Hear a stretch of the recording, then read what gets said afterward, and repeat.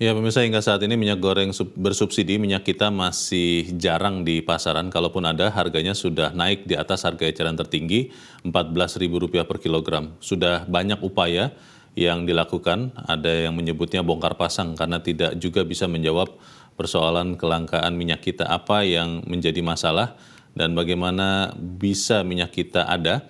Kita akan berbincang bersama dengan Ketua Umum Asosiasi Bank Benih dan Teknologi Tani Indonesia atau AB2TI, Pakar Pertanian IPB University, Dwi Andreas Santoso.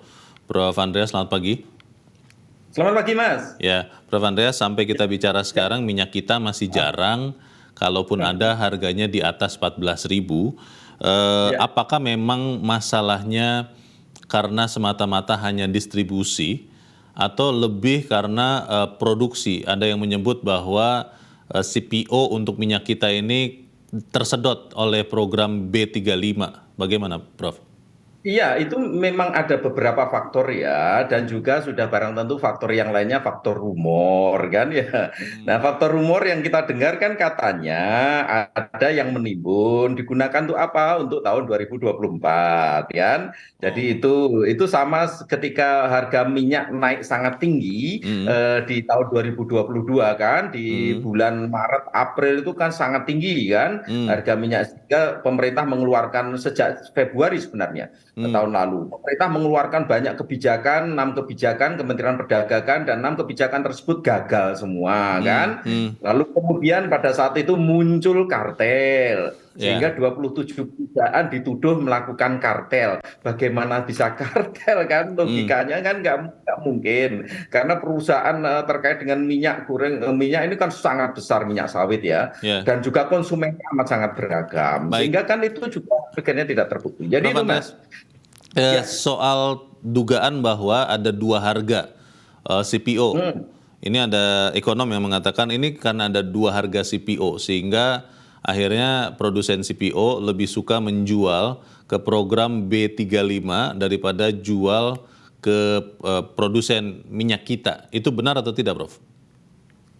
Oh iya, itu jelas, Mas. Karena apa? Karena sering saya sampaikan, selama pemerintah membuat dua harga, ada disparitas harga di sana, maka akan terjadi banyak hal. Yang kejadian pertama, ya sudah, mereka minyak goreng kita, MGR, itu minyak goreng rakyat tersebut, yang kemudian dikemas sebagai minyak kita, ya sudah dijual dengan harga yang ada. Pak, itu kan hanya 14.000, Mas. Harga saat ini minyak goreng sudah di atas 21.000.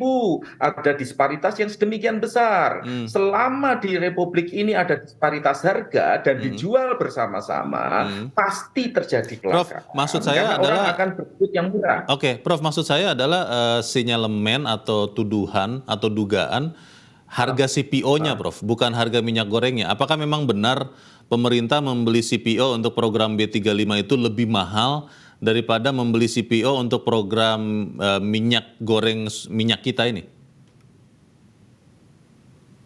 Loh, kalau itu iyalah, apalagi kita tahu kan program konversi biodiesel ini kan sekarang dinaikkan kan B20 ke B35. Dengan dinaikkan B20 ke B35, kita lihat juga DMO-nya kan turun ya. DMO di November itu 100,94%, Desember 86,31, lalu kemudian di Januari 71,81. Jadi DMO-nya juga turun. DMO ini maksudnya di luar B35 atau B30 itu ya, Prof ya? Oh enggak, DMO ini untuk minyak kita kan. Oh oke. Ya, jadi di luar B30 atau B35 kan? Market obligation kan? Ya, domestic market obligation ini berbeda dengan program biodiesel. Biodieselnya dinaikkan dari B20 ke B35. Dan biodiesel ini aman-aman, Mas. Perusahaan-perusahaan sawit ini kan itu mereka menghitung dari harga keekonomian. Harga keekonomian, harga pasar minyak sawit dunia kan? Nah, jadi ya sudah, mereka lebih suka ke sana, dan kita tahu persis kan dari BPD PKS kan, Badan Pengelola Dana Kelapa Sawit tersebut, itu 90% lebih tersedot, Mas. ke program biodiesel. Jadi lebih aman mereka menyetor ke program biodiesel daripada ke minyak kita kan, karena program MGR minyak rakyat ini Iya. kan harganya amat sangat rendah di bawah Tapi harga keekonomian kan. Prof Dwi, Menko Perekonomian Erlangga Hartarto membantah, mengatakan bahwa tidak tersedot loh ke B35 pasokan CPO untuk minyak kita itu. Sementara Menteri Perdagangan kan Zulkifli Hasan menduga itu yang terjadi. Ini yang benar yang mana, Prof? Ya kalau saya sih sederhana saja lah kan. Melihat kondisi yang sekarang ini, yang existing sekarang ini, di mana minyak kita kekurangan stok kan berarti ada stok DMO yang berkurang kan ya. Yeah. Kalau stok DMO berkurang ya sudah barang tentu itu beralihnya kemana? Sesederhana itu toh Mas, pikirnya kan kita kan. Saya kembali ke pernyataan Prof Andreas yang awal tadi, ada rumor, ada dugaan timbun-timbunan begitu untuk pemilu 2024, maksudnya begitu ya Prof Andreas ya? Iyalah, itu rumor-rumor seperti itu kan ada juga. Tapi itu kan rumor ya, masih belum terkonfirmasi Prof. Nah pertanyaannya begini, minyak kita ini sekarang jarang ada di pasar, lebih karena tidak ada barang, karena kurang pasokan bahan baku CPO-nya, atau memang barangnya cukup, tapi memang tidak dilepas ke pasar, memang dalam tanda petik ditimbun. Bagaimana, Prof? Nah, dua-duanya bisa terjadi, Mas. Dua-duanya bisa terjadi. Dan ini tergantung penegakan hukum pemerintah ya. Karena apa? Karena tadi juga saya sampaikan, DMO juga menurun, kan? Yang diserahkan. Lalu kedua, apakah betul terjadi penimbunan? Nah, itu sebenarnya tugas dari pemerintah melakukan itu, investigasi terkait dengan itu.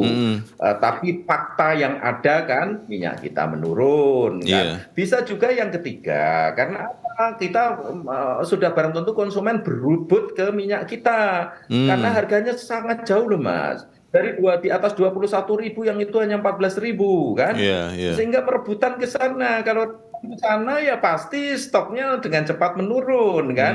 Jadi banyak hal terkait dengan, tapi dari kesemuanya sebenarnya Mas, kebijakan ini salah.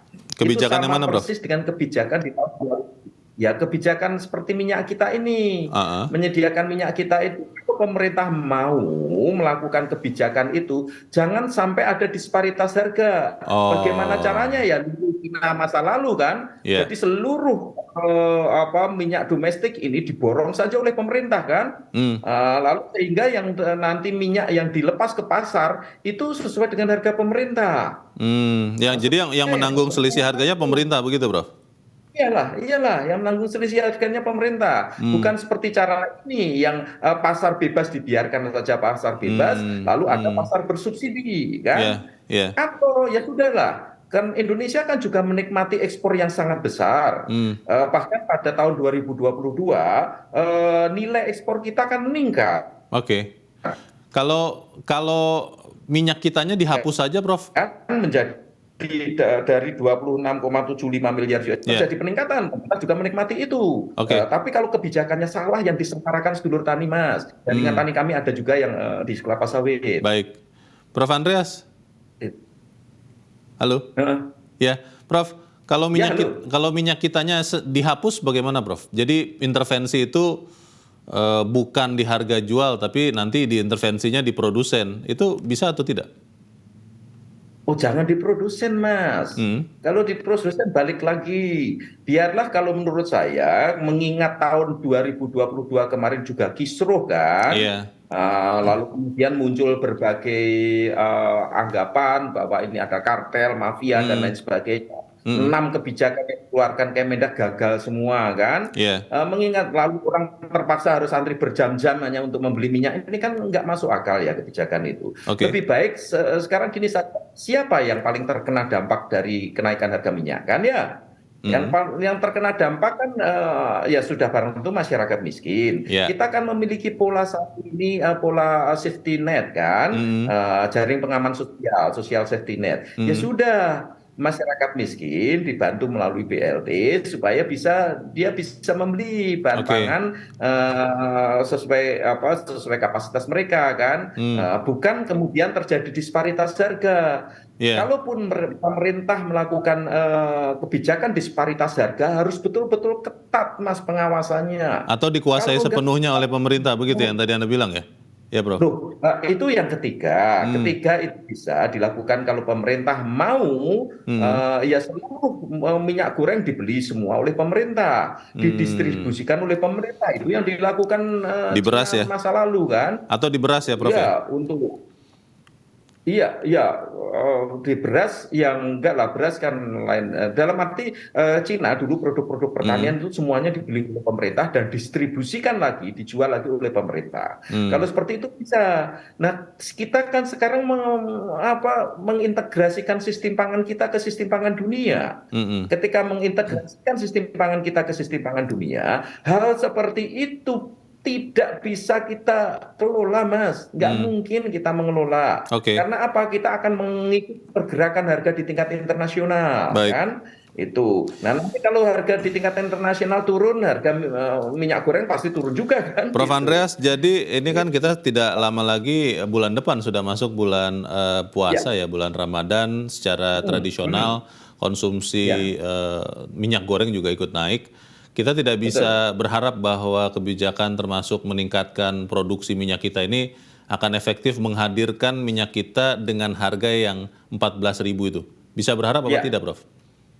Oh iyalah, itu saya kira susah itu kan. Hmm. Kita berharap kemudian kebijakan tersebut berhasil. Kecuali Hmm. kita sangat berharap vegetable oil dunia semakin turun harganya kan ya. Hmm. Atau palm oil di tingkat dunia di Rotterdam sana diputuskan turun atau di Malaysia sana turun harganya. Nah Hmm. kalau seperti itu ya bisa kan. Oke. Akan terkendali karena Ya. apa? Karena akan mengikuti harga internasionalnya. Hmm. Tapi kalau seperti ini kan harga minyak sawit internasional masih relatif tinggi, ya nggak akan mungkin bisa. Pasti akan terjadi Baik. penyelewengan terkait Baik. Oke. terkait dengan rakyat. Jadi Ya, itu. kita harap sih ada solusi ya, tapi memang kelihatannya ini rumit sekali. Tapi kita akan bahas nanti di bagian berikutnya. Untuk saat ini terima kasih Ya, Profesor Dwi Andreas Santosa. Selamat pagi, Pak. ya. Selamat pagi, Mas.